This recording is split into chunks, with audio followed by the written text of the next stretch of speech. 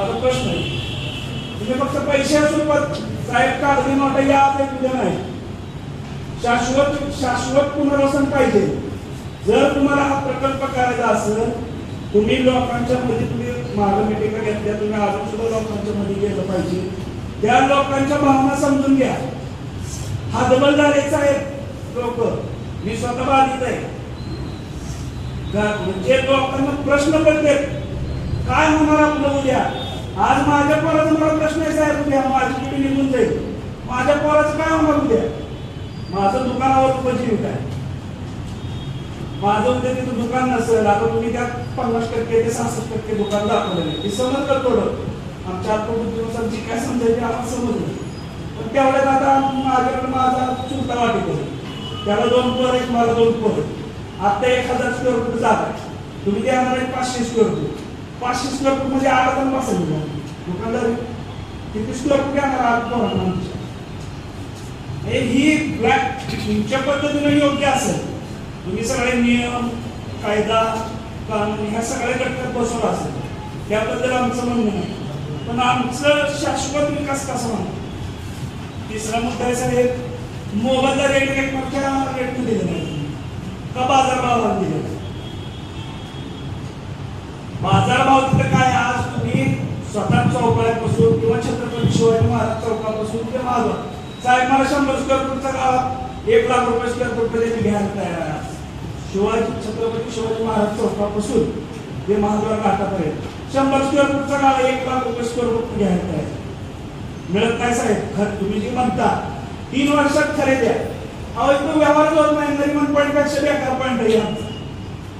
म्हणजे ह्याची तुलना करू शकत नाही तुम्ही. आमच्या जागेची तुलनाच करू शकत नाही कुठल्या जागेवर. हा आमचा एक मुद्दा आहे.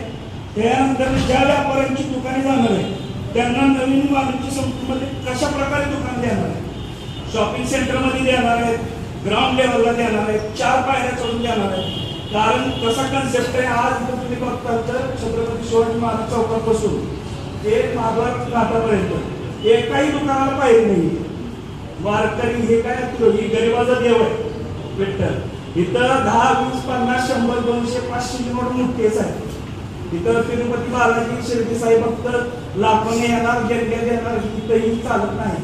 इथं आमचा शेतकरी मराठवाड्यातला, कर्नाटकातला, विदर्भातला वारकरी येतो, 5, 50, 100 चालत होतो. शॉपिंग सेंटर तर करणार पण नाही का बिल्डिंग बांधली. ही एक मुद्दा आहे. त्यानंतर मग भाड्याने दुकान करून आपला उदरनिर्वाह करणाऱ्या व्यापाऱ्यांचं काय, जे आता भाड्याने दुकानदारी करताय त्या व्यापाऱ्यांचं काय. जोपर्यंत बाधितांना मोबदला आणि पुनर्वसनाचा प्रत्यक्ष लाभ मिळत नाही तोपर्यंत कोणतेही बांधकाम केले जाणार नाही याची शासन लेखी हमी देणार. 82 सालचा अनुभव आहे. जोपर्यंत तुम्ही आम्हाला पूर्ण निधी पॅकेज तुम्ही जास्त सगळं सांगितलं त्याच्या समानात, म्हणजे मी प्रश्न विचारतोय, मला प्रश्न पडलेले जोपर्यंत आम्हाला पुनर्वसन होत नाही तोपर्यंत बांधकाम होणार नाही याची लेखी हमी देणार. संपूर्ण बाधितांची यादी, सर्वेक्षणाचा तपशील आणि मोबदल्याचे निकष सार्वजनिक केले जाणार आहेत का. संपूर्ण बाधितांची यादी, सर्वेक्षणाचा तपशील आणि मोबदल्याचे निकष हे सार्वजनिक केले जाणार आहेत का. आणि तक्रारी ऐकून घेण्यासाठी स्वतंत्र व पारदर्शक तक्रार निवारण यंत्रणा उभारली जाणार आहे का. ओके.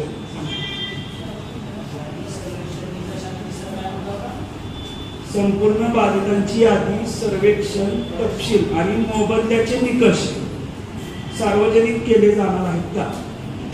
नकाशा, मोबदल्याचे निकष आणि अंमलबजावणीचे वेळापत्रक नागरिकांसमोर सार्वजनिक केले जाणार आहे का. हे आम्हाला दाखवा तुम्ही, पण हा आमच्या बाधितांना सुद्धा दाखवला पाहिजे. आता आले थोडेफार बाजू, पण यांना इतर प्रश्न विचारता येणार नाही. प्रोटोकॉल आहे तुमचा.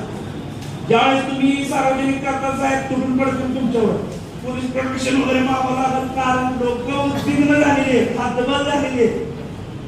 लोकांच्या भावना काय तुम्हाला ही प्रेझेंटेशन तुम्हाला समोर दाखवलं म्हणजे पूर्ण ब्लाइंड आहेत लोक. या प्रकल्पाच्या प्रत्येक टप्प्यावर स्थानिक लोकप्रतिनिधी, अध्यक्ष असतील, तिथले स्थानिक नगरसेवक असतील, यांचा विचार विनिमय घेणार आहे. कारण आमच्या माहितीप्रमाणे मध्ये त्यांच्या उत्पन्नाचे काय नवीन व्यवसाय उभा आहे, पण शासन कोणती आर्थिक मदत देणार आहे? प्रश्न भरपूर आहेत. स्वतः बाधित आहे 82/14/2026. आजोबा बाधित आहेत, वडील बाधित आहे, मुलगा बाधित आहे. आता माझा मुलगा पुढच्या 10-20 वर्षांनी येतोय का ह्याची पण भीती. त्यामुळे भरपूर प्रश्न चौथी पिढी बाधित आहे. ज्यांचा व्यवसाय या प्रकल्पामुळे पूर्णपणे बंद होणार आहे त्यांच्या उत्पन्नाचे काय नवीन व्यवसाय उभा राहण्यापर्यंत शासन कोणती आर्थिक मदत त्यांना देणार?